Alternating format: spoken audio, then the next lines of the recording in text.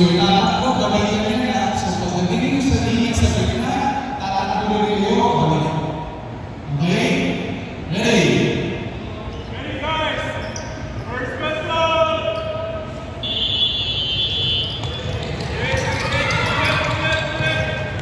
Sabay-sabay! Saka, everyone mag-realize, sa una ng pito, establish sa sarili ng lugar. Okay, so, i-place nyo na